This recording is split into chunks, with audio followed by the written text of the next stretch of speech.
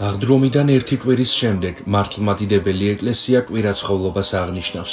ეს დღე თომას კვირადაცაა ცნობილი და უფლის 12 მოციქულთაგან ერთ-ერთთან, თომასთანაა დაკავშირებული. ყოვლადწმინდა ღვთისმშობლის მიძინების სახელობის სიონის საპატრიარქო ტაძარში სადღესასწაულო ლიტურგია საპატრიარქო ტახტის მოსახდრემ. სენაგისა და ჩხოროწყუს მიტროპოლიტმა შიო მაღავლინა. თანამსახურებდნენ სხალთის მთავარეპისკოპოსი სპირიდონი, საქართველოს მართლმადიდებელი ეკლესიის პროტოპრესვიტერი გიორგი ზვიადაძე და სხვა სასულიერო პირები. ღვთისმსახურების დასრულების შემდეგ მიტროპოლიტმა შიომ მრევლი დალოცა და ქადაგებით მიმართა. მღვდელმთავარმა ტაძარში შეკრებილებს დღევანდელი დღე მიულოცა და დღესასწაულის მნიშვნელობაზე ისაუბრა. დღესვე 5 გვარი დაილოცა.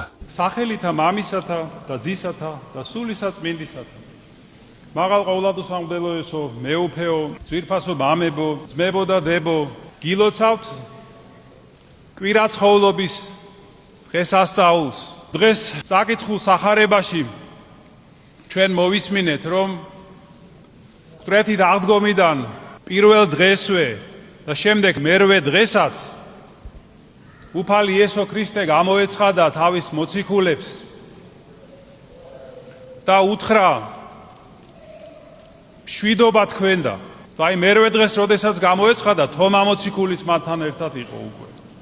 და კიდევ ერთხელ უთხრა მშვიდობა თქვენდა. და აი უფალი სხვა ადგილასაც ამბობს ამ მშვიდობის შესახებ, რომ მშვიდობას გიტოვებთ თქვენ, მაგრამ არა ისე როგორც ეს ქვეყანა იძლევა, არამედ ჩემს მშვიდობას გიტოვებთ თქვენ.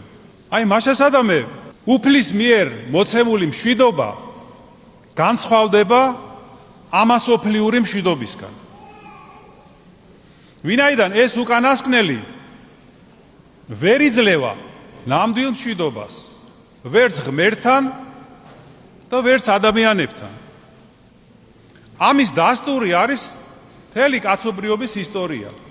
საუკუნეები გადის, ადამიანები ცდილობენ, მაგრამ მშვიდობა კი არ მტკიცდება მსოფლიოში. არამედ ჩვენ რას ხედავთ, რომ სულ უფრო და უფრო სახიფათო და საშიში ხდება ამ დედამიწაზე ცხოვრება. აი მას როგორია იესო ქრისტეს მიერ დატოვებული მშვიდობა? მას ორი მნიშვნელობა აქვს, ის ორგვარია. ერთია მშვიდობა ღმერთთან, როდესაც ღმერთსა და ადამიანს შორის არსებული ყოველგვარი წინაღობა იხსნება და ჩვენ გვეძლევა შესაძლებლობა არა მხოლოდ მიუახლოვდეთ ღმერთს, არამედ მის საღვთო ბუნებასაც კი ვეზიაროთ. აი ეს არის მშვიდობა ღმერთთან. მაგრამ ეს მიიღწევა სწორი სულიერი ღვაწლით. მეორე მშვიდობა არის მშვიდობა ადამიანებთან, რაც მიიღწევა ასევე სახარებისეული მცნებების დაცვით ადამიანებთან ურთიერთობაში. და ჩვენ ვფიქრობთ დღეს ასევე იმაზე, როგორ მივახციოთ აი ამ მშვიდობას, რომელიც უფალმა დაგვიტოვა. რა პირობებია ამისთვის? ამისთვის არის რამდენიმე მთავარი პირობა. ერთი, რომ უნდა იყოს ურთიერთგაგება ადამიანებს შორის. მეორე, რომ უნდა იყოს კეთილი და მოსიყვარულე დამოკიდებულება ადამიანებს შორის.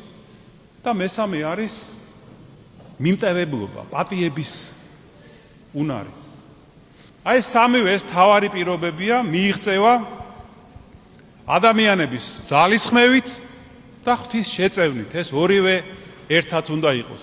გახსოვთ ჩვენი კათოლიკოს პატრიარქი ილია რო ხშირად გვახსენებდა ამ სინერგიის შესახებ სწავლებას. ორივე ნება უნდა იყოს. მარტო ჩვენი ნებით რაც არ უნდა ვეცადოთ მშვიდობას ვერ დავამყარებთ, თუ არ შეგვეწია ამაში ღმერთი. და აი ეს სამი პირობაა, როგორც გითხარით, უმთავრესი. მაგრამ როგორ შეიძლება დამყარდეს ურთიერთგაგება, როცა არის ცილის წამება ერთმანეთის, ლანძღვაგინება, დამცირება, შეურაცხყოფა? ეს ხომ შეუძლებელია. რასაც ჩვენ ხედავთ ასე უხვად მასმედიიდან, სოციალურ ქსელებში, როგორ იმეტებენ ადამიანები ერთმანეთს. იციან ფაქტები თუ არ იციან ფაქტები თუ მარტო აღქმებს ეყრდნობიან თუ ჭორებს ეყრდნობიან, აი ესე იმეტებენ ძალიან სასტიკად ადამიანებს უშვერი სიტყვებით და რაზე მეტყველებს ეს ძალიან უკიდურესად დაბალ განვითარებაზე. როგორც გონებრივ განვითარებას გულისხმობ, ასევე სულიერს.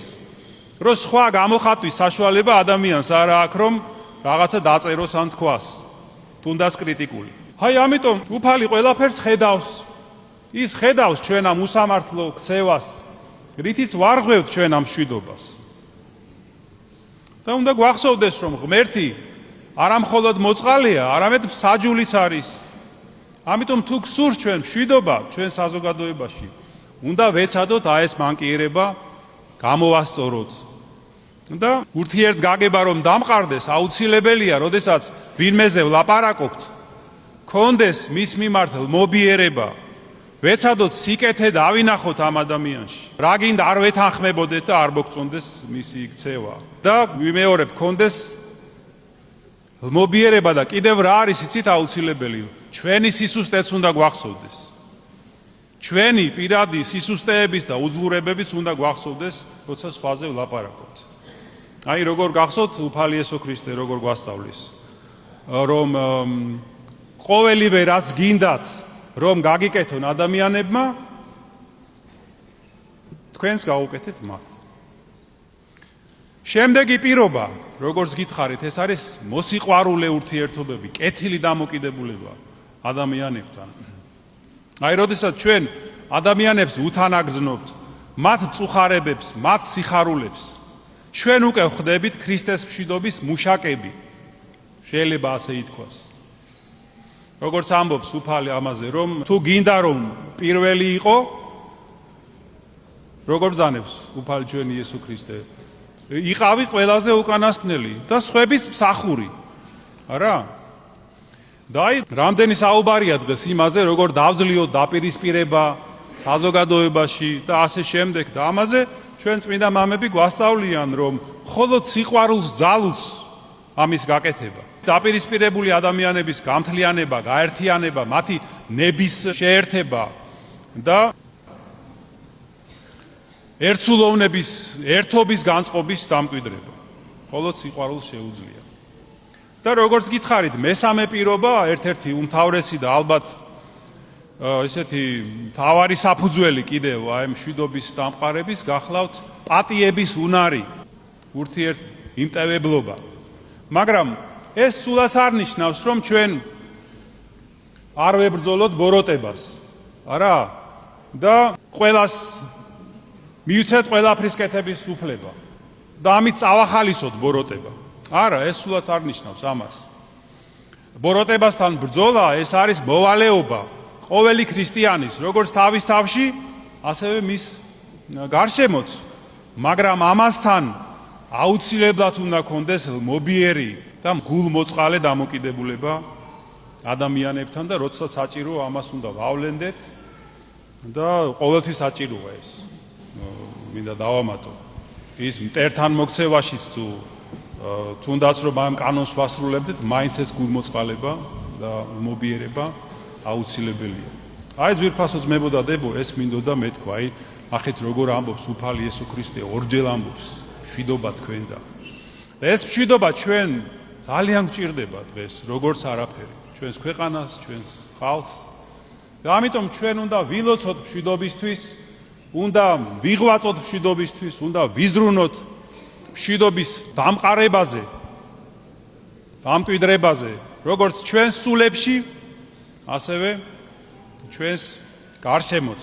კიდევ ერთხელ გილოცავთ კვირაცხოვლობის დღესასწაულს, ერთმა დაგლოცოთ, გაგახაროთ, გაგაძლიეროთ მტრეთით აღდგომილმა იესო ქრისტემ, რომელმაც დღეს თავისი მშვიდობა მისცა მოციქულებს, დალოცოს, გააძლიეროს და გაამთლიანოს საქართველო და მოგცეს ჩვენ თავისი მშვიდობა, სიყვარული და ერთსულოვნება.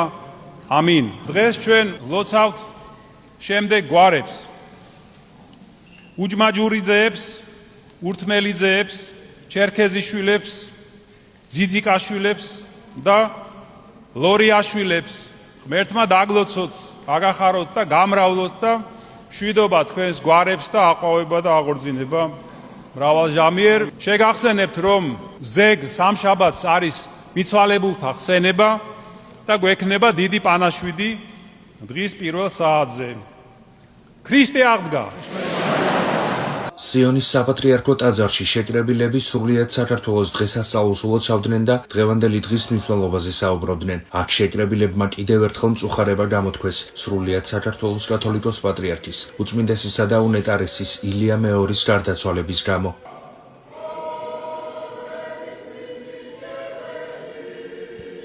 სრულიად საქართველოს ულოცავ კვირაცხოვლობას და ვუსურვებ გაერთიანებას. უფალი გფარავდეთ და მრავალს დაესწარეთ. დღეს სრულიად საქართველოს აიმობს აღდგომის ტოლკვირას, რომელიც ასევე არის უდიდესი დღესასწაული ქართველი ერისათვის და მსოფლიოსათვის. ეს დღე და ზოგადად წლევანდელი წელი განსაკუთრებულია და გამორჩეულია იმით, რომ ჩვენ აღარ გვყავს ერის უდიდესი მამა ხორციელად, მაგრამ შევიძინეთ უდიდესი წმინდანი საქართველოსთვის დიდი მეოხი წმინდანი ზეციურ საქართველოში და მინდა რომ დარწმუნებული ვიყოთ მთელი საქართველო რომ ის გადმოგხედავს ყოველთვის და ჩვენს თხოვნას შეისმეს. ძალიან მიყვარს ჩვენი უწმინდესი. ყოველთვის ძალიან მიყვარდა და ბავშვობიდან გამორჩეული გზაბა მაქვს მის მიმართ და ძალიან დიდი მადლობა მინდა გადავუხადო იმ ყველაფრისათვის, რაც ჩვენთვის გააკეთა მთელი წლების მანძილზე. ულოცავ სრულიად საქართველოს აღდგომის ბრწყინვალე დღესასწაულს, კვირაცხოვლობას, ქრისტე აღსდგა, ჭეშმარიტად აღსდგა. ვუსურვებ ერს გამთლიანებას, პირველ რიგში ქვეყნის ტერიტორიების დაბრუნებას. ვუსურვებ ურთიერთშერიგებას, ურთიერთსიყვარულს და იმ მიმტევებლობას და იმ საოცარ სიყვარულს, რასაც ყოველთვის ქადაგებდა ჩვენი უწმინდესი პატრიარქი. პირველ რიგში გილოცავთ აღდგომის ბრწყინვალე დღესასწაულს, ქრისტე აღსდგა, მრავალს დაესწარეთ ყველა და ასევე გილოცავთ კვირაცხოვლობას. კვირაცხოვლობა არის აღდგომის ტოლფასი კვირა და ეს არის მართლა განსაკუთრებული დღესასწაული ყველასთვის, ყველა ქრისტიანი ადამიანისთვის და განსაკუთრებული ასევე იმიტომ არის, რომ ეს არის პირველი აღდგომა და პირველი კვირაცხოვლობა პატრიარქის გარეშე, მაგრამ რამდენად დიდი ტკივილიც დაგვიტოვა, ამავდროულად ორმაგად დიდ სიხარულს გვანიჭებს ზეციდან. მისი წასვლით, ჯერ ძალიან ცოტა ხანი გავიდა, მართლა ძალიან ცოტა დრო არის გასული, მაგრამ მაინც იმდენად დიდი სასწაული გვაჩვენა, თუნდაც იმით, რომ ამდენი ხალხი იდგა რიგში მისი პანაშვიდისთვის და არავინ, არც ერთი ადამიანი არ დაღლილა, არაფერი არც დაღლა უგრძნიათ, მართლა სასწაული ადამიანი იყო, როგორც აქ ყველას მოგვიწოდებდა, რომ ერის გამთლიანებისთვის, სიყვარულისკენ მოგვიწოდებდა, თანადგომისკენ, იქაც ეხლაც ზეციდან იგივეს გთხოვს და ჩვენი მაგალითი უნდა იყოს პატრიარქი, ერის მაგალითი უნდა იყოს, ერის მამა იყო და ეხლაც იმის და მიუხედავად, რომ ეს ხორციელად ჩვენთან აღარ არის, სულიერად ყოველთვის გვანიშნებს იმას, რომ ჩვენს გვერდით არის, მე დარწმუნებული ვარ, რომ ამაყობს ჩვენით და იმედი მაქვს, რომ მეც მაქსიმალურად ყველაფერს გავაკეთებ, რომ პატრიარქი ვამაყო იქ, სადაც არის და მეც ვეცდები და როგორც ჩემი მეგობრები, ასევე ჩემი თანატოლები, განსაკუთრებით ჩემი თაობა, ყველაფერს ვეცდებით იმისთვის, რომ საქართველო გავამთლიანოთ და წარმატებული იყოს. ძალიან დიდი სევდით შეხვდით ამ ბრწყინვალე დღესასწაულს, მაგრამ იმედით, ჩვენი პატრიარქის იმედით, ლოცვა კურთხევით, რომ მომავალში ყველაფერი კარგად იქნება, ის ჩვენს გულებშია და ჩვენც აქედან აუცილებლად უნდა ვეცადოთ, რომ მისი იმედები გავამართლოთ. ეს დღე თავისი არსით აღდგომის სწორადაცაა მიჩნეული კვირაცხოველი, ანუ კვირა სიცოცხლისა. იმ სიცოცხლისა, რომელიც თავად მაცხოვარმა ჩვენმა იესო ქრისტემ მოგვანიჭა. დღესასწაულთან დაკავშირებით დღეს საქართველოს ყველა მოქმედ ტაძარში საზეიმო წირვა აღევლინა.